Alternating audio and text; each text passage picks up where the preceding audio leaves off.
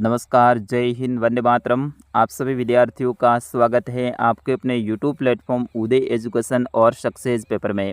विद्यार्थियों, आज के इस वीडियो में लेके आया हूँ अर्धवार्षिक परीक्षा सत्र 2024-25 के लिए इम्पोर्टेंट कक्षा 7 का सामाजिक विज्ञान का पेपर, जिसकी मांग आप सभी विद्यार्थी कर रहे थे। और बिल्कुल आप सभी की मांग को ध्यान में रखते हुए आपके वेरी मोस्ट इम्पोर्टेंट सामाजिक विज्ञान का पेपर लेकर आया हूँ, जो कि आप सभी विद्यार्थियों के लिए वरदान साबित होने वाला है।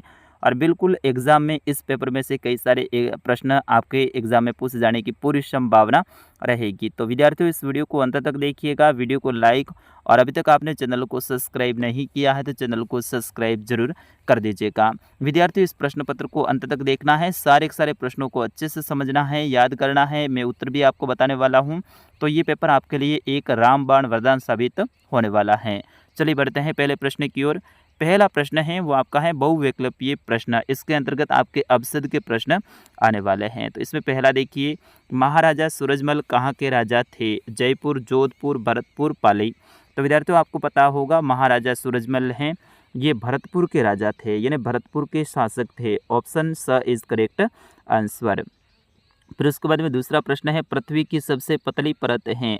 तो पृथ्वी की 3 परतें होती हैं, परपट्टी, क्रोड और मेंटल। तो इसमें जो आपके पतली परत हैं वो ऊपर वाली हैं, परपट्टी। ऑप्शन ब इज करेक्ट आंसर। फिर उसके बाद में तीसरा है, प्रथम मुगल सम्राट था? तो प्रथम मुगल सम्राट है वो बाबर था। Option a is correct answer. फिर उसके बाद में चौथा प्रश्न है, निम्न में से धात्विक खनिज हैं? धात्विक खनिज का मतलब क्या होता है? ऐसे खनिज जिनके अंदर धातु के अंश पाए जाते हैं। तो संगमरमर आपको पता है अधात्विक है, इसके अंदर धातु के अवशेष नहीं पाए जाते हैं। उसी तरह से कोयला और जो चूना पत्थर हैं ये भी अधात्विक हैं, लेकिन लो एस्क हैं, ये क्या है? धात्विक खनिज है।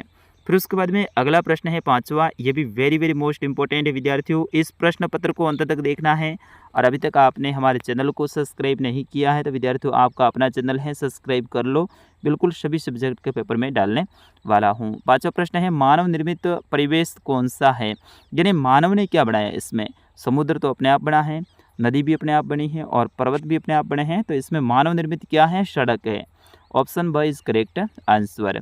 फिर उसके बाद में छठा प्रश्न है, प्रशस्तियाँ किसके द्वारा लिखी गई हैं? तो प्रशस्तियाँ हैं वो विद्वान ब्राह्मण के द्वारा लिखी गई। Option the is correct answer. फिर उसके बाद में सातवां प्रश्न है, भारत के राष्ट्रपति का क्या नाम है? तो वर्तमान में भारत का राष्ट्रपति कौन है? द्रौपदी मुर्मू। तो option the is correct answer. फिर उसके बाद में आठवां प्रश्न है, जब वर्षण तरल रूप में पृथ्वी पर आती है तो उसे क्या कहते हैं? तो उसे अपन वर्षा कहते हैं। Option a is correct answer. बिल्कुल इजी प्रश्न आने वाले हैं, आपको डरने की ज़रूरत नहीं है। फिर उसके बाद में नवा प्रश्न है, पृथ्वी में अचानक होने वाली हलचल को कहते हैं तो उसे तरंग कहते हैं या फिर भूकंप भी कहते हैं, ठीक ना। अचानक जो हलचल होती है उन्हें तरंग या भूकंप कहा जाता है। फिर उसके बाद में 10वां प्रश्न है, राजस्थान के राज्य पुष्प का नाम बताइए? तो राजस्थान का राज्य पुष्प है वो रोहिड़ा है, और अगर यहाँ पर राज्य वृक्ष आता तो आपको खेजड़ी बताना होगा। फिर उसके बाद में अगला प्रश्न है 11वां, राज्य का राजनीतिक मुखिया होता है? तो राज्य का राजनीतिक मुखिया है वो मुख्यमंत्री होता है, जबकि देश का राजनीतिक मुखिया है वो प्रधानमंत्री होता है। ये दोनों का यहाँ पर ध्यान रखना। फिर उसके बाद में अगला प्रश्न है, राजस्थान में वर्तमान में संभागों की संख्या कितनी है? 10 हैं। पहले कितने थे? 7 थे। अब 3 नए संभाग बने हैं, सीकर संभाग, बांसवाड़ा और पाली संभाग। 3 संभाग नए बने हैं, तो अब कितने हो गए हैं? 10 संभाग हो गए हैं। फिर उसके बाद में आगे के जो प्रश्न हैं आपके 4 प्रश्न हैं वो लघुतरात्मक प्रश्न रहेंगे। प्रत्येक प्रश्न आपके 3-3 नंबर का रहने वाला है। तो वयस्क मताधिकार क्या है? सभी वयस्क नागरिकों को मत देने का अधिकार है, उन्हें वयस्क मताधिकार कहा जाता है। और वयस्क नागरिक कौन होंगे? जिनकी उम्र 18 वर्ष या फिर उससे अधिक हो। संचार के साधन कौन कौन से हैं? तो वैसे खूब सारे हैं, लेकिन इसमें आपको साधन बताने हैं। तो इसमें डाक संचार, दूरसंचार और जनसंचार, इस तरह से आप इसमें बता सकते हैं। फिर उसके बाद में अगला प्रश्न है, पृथ्वी के 4 मंडलों के नाम लिखिए? तो बिल्कुल इजी हैं, सौभ मंडल, समताप मंडल या फिर मध्य मंडल भी कह सकते हैं, आयन मंडल और बहिर्ग मंडल, इस तरह से आप लिखिए। फिर उसके बाद में पांडुलिपियाँ क्या हैं? जो हाथों से लिखी गई लिपियाँ होती है उन्हें पांडुलिपि कहा जाता है, जो आमतौर पर ताड़पत्रों या भोजपत्रों पर लिखी जाती थी। ठीक है। फिर उसके बाद में अगला प्रश्न है, पर्यावरण की संरचना का वर्णन कीजिए। तो पर्यावरण की संरचना क्या है, उनके बारे में आपको विस्तार से लिखना है। ये थोड़े दीर्घ उत्तर वाले प्रश्न हैं, तो मैं सारे उत्तर नहीं बता सकता हूँ क्योंकि वीडियो लंबा हो जाएगा। तो इन प्रश्नों को अच्छे से याद कीजिएगा। स्थानीय मीडिया क्या है, इनकी महत्वपूर्ण भूमिका कैसे हैं। तो स्थानीय मीडिया क्या है, जैसे अपने यहाँ पे जो समाचार पत्र वाले हैं, जो टीवी वाले हैं, न्यूज़ वाले, ये सारे के सारे क्या है, स्थानीय मीडिया के काम करते हैं। जैसे इंटरनेट पे कोई वेबसाइट है तो वो भी स्थानीय मीडिया कहलाता है, जो कि वहाँ की खबरों को तुरंत प्रकाशित करता है, लोगों तक पहुँचाने का काम करता है। फिर उसके बाद में अगला प्रश्न है पंचायती राज व पंचायत समिति से आप क्या समझते हैं।